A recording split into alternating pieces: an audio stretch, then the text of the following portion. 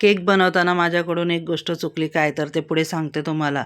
त्या अगोदर सांगते, की दुसऱ्या दिवशी चार्वीचा वाढदिवस होता, तर तिला घरीच केक बनवलेला आवडतो म्हणून मग तिच्यासाठी मी ते प्रिमिक्स घेण्यासाठी गेली होती आणि आज बुधवार होता तर बाजारात पण गेली आणि चार्वीला मेन पाहिजे होतं पालक पनीर. तर मग त्यासाठी ते पालक वगैरे घेतलं, भाज्या घेतल्या आणि संध्याकाळच्यासाठी इथे मी फिश देखील घेतलेलं आहे. तर इथे तुम्हाला मी दाखवते काय काय आणलेलं आहे. तर इथे मी चॉकलेट आणलेलं आहे, त्यानंतर इथे फ्रेश क्रीम आहे आणि घरातील काही वस्तू आणलेल्या आहेत. तर ओवीला आवडतात मक्के तर ते सुद्धा घेतले होते आणि या रिबिन्स घेतल्या होत्या. माझ्या वहिनीकडूनच घेतल्या होत्या आणि इथे मी मी बाजारामध्ये गेले ना तर एखादी तरी गोष्ट अशी वेगळी घेतेच तर ते चमचे घेतले होते. त्यानंतर मके उकडले आणि इथे खाऊन पण घेतले. संध्याकाळी चारूच्या पप्पांनी येताना तिच्यासाठी हा जॅकेट आणला होता. कारण आम्ही ऑनलाईन तिच्यासाठी टी शर्ट घेतला होता तर त्यावर तिला तो जॅकेट घालायचा होता.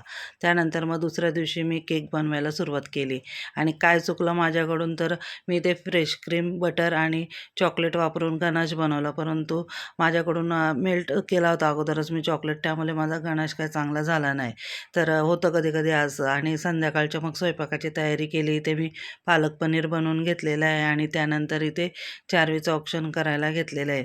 तर चार्वीने स्कूलमध्येच जॅकेट घातला होता. मग संध्याकाळी तिने हा टी शर्ट घातला जो आम्ही मिशोवरून मागवला होता आणि खूप छान होता. चार्वीला पण आवडला होता. पण तिला यावरच खरं घालायचं होतं जॅकेट. परंतु तिच्या पप्पांनी जो जॅकेट आणला तर त्यामध्ये पण एक टी शर्ट होता. तर तोच तिने सकाळी वेअर केला.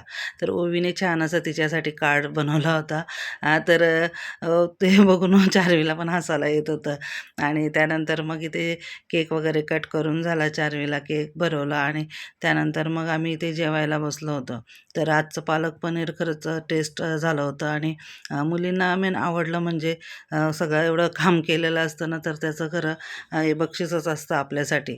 तर जिरा राईस बनवला होता. रोटी मात्र मी बाहेरून मागवले होते कारण आज मला बाहेर जायचं होतं पण चारवीला घरीच पालक पनीर खायचं होतं. तर मग त्यानुसारच बनवलं आणि दुसऱ्या दिवशी मग इथे शुक्रवार होता आणि त्या दिवशी मिस्टरांनी फणस आणला होता. त्यांच्या एका मित्राने त्यांना दिला होता. तर तो 1-2 दिवस गाडीत तसाच होता.